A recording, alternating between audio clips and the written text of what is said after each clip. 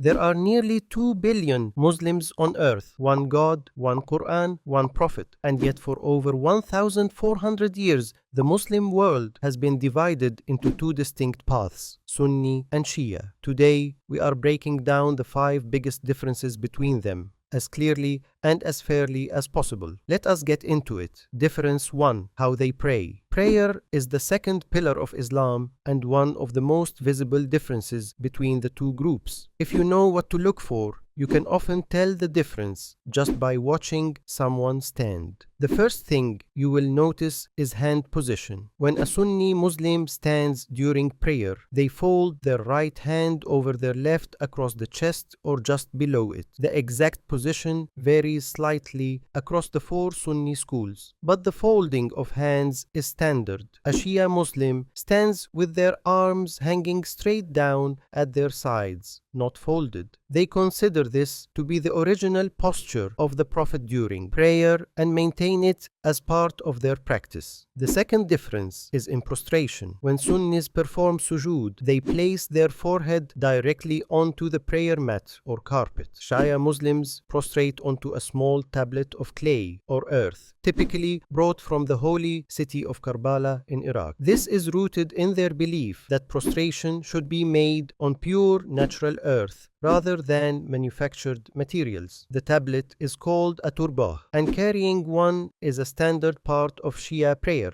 On timing, Sunnis pray 5 distinct prayers at 5 separate times throughout the day: Fajr, Dur, Asr, Maghrib, and Isha. Shia also observe the same 5 prayers, but are permitted to combine them into 3 sessions on a regular basis, praying Dhuhr immediately followed by Asr, and Maghrib immediately followed by Isha. Sunnis do allow combining in circumstances like travel or illness, but Shia permit it more broadly as a daily practice. And finally, the Adhan. Both groups recite the same core call to prayer, but the Shia Adhan includes an additional phrase, Hayya ala khairil amal, meaning come to the best of deeds, which is not included in the standard Sunni Adhan. Small differences on the surface, but each one is deeply rooted in history and belief. Difference 2, where they get their religious guidance. When a Muslim needs to know whether something is permissible or forbidden, where do they turn? The answer is very different for each group. Sunnis follow the Quran and the Sunnah. Over time, this developed into 4 major schools of Islamic law: the Hanafi, Maliki, Shafi, and Hanbali schools, each named after the scholar who founded it and each considered valid. The Hanafi school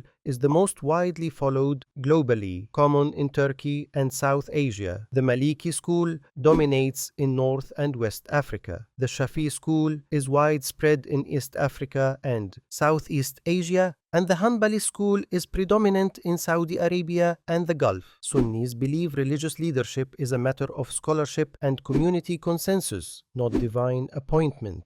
Shia Muslims believe the correct interpretation of Islam can only come through the 12 Imams, descendants of the Prophet through Ali and Fatima, may Allah be pleased with them, who they hold were divinely appointed and infallible. Since the 12th Imam is believed to be in a state of occultation, meaning alive but hidden, Shia today follow a living senior scholar known as a marja. Every practicing Shia chooses a marja and follows his rulings on religious matters, a system called taqlid. Unlike Sunnis, who follow classical schools from the past, Shia require a living authority for ongoing guidance.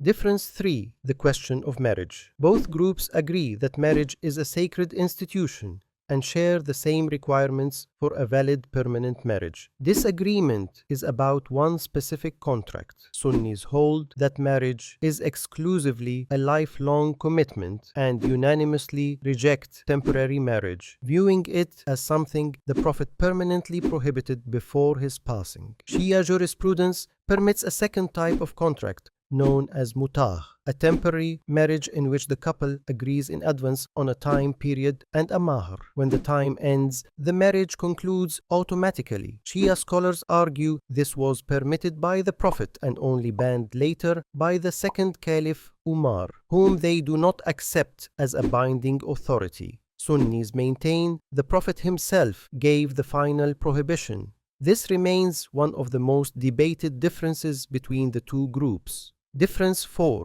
Ashura and the memory of Karbala. The 10th day of Muharram is known as Ashura, and both groups regard it as significant, but in very different ways. For Sunnis, Ashura is a day of gratitude. The Prophet fasted on this day when he learned it marked Allah saving Musa and the children of Israel from Pharaoh. Sunnis fast voluntarily and acknowledge the tragedy of Karbala, but do not hold specific annual mourning rituals around it. For Shia, Ashura is the most defining day of the religious calendar.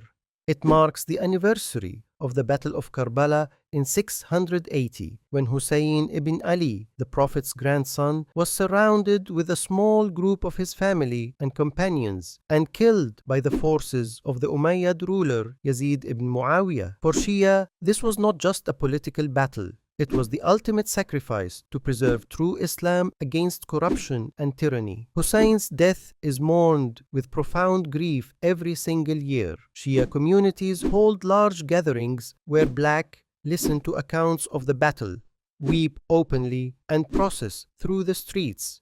They do not fast on this day. It is a day of mourning, not celebration. The degree of rituals varies across communities, and many contemporary Shia scholars have discouraged more extreme forms of mourning. But the centrality of Karbala to Shia identity cannot be overstated. It shapes how they see history, how they see leadership, and how they understand sacrifice in the path of God. Difference 5. Pilgrimage and visiting sacred sites. On Hajj, the two groups are completely united. Both consider it the fifth pillar of Islam, and every year Sunnis and Shia stand together at Arafat, circle the same Kaaba, and worship the same God. The difference is with a second category of pilgrimage unique to Shia practice, ziyarah, the visiting of shrines of the Imams in Karbala and Najaf in Iraq and elsewhere. Shia consider these journeys acts of great spiritual reward and a way of drawing close to Allah through the intercession of the Prophet's family. Millions make these trips every year. Many Sunni scholars, particularly from more conservative schools, view this practice with concern, arguing that directing supplications toward graves risks crossing into shirk. They believe worship and supplication belong to Allah alone without intermediaries. It is worth noting there is a range of opinion on this even within Sunni scholarship, but the principle of directing worship only to Allah is one Sunnis hold firmly. To bring it all together, this divide began with a single question over who should lead the Muslims after the Prophet passed away. That question shaped theology, law, and identity for over 1400 years. But beneath all of it, the foundation is shared. The same Shahada, the same Quran, the same Ramadan, the same Kaaba, the same Prophet, the same God. Understanding this divide is not about fueling it. It is about knowing your history and holding on to what unites us, which has always been greater than what divides us. Assalamu alaikum wa rahmatullahi wa barakatuh.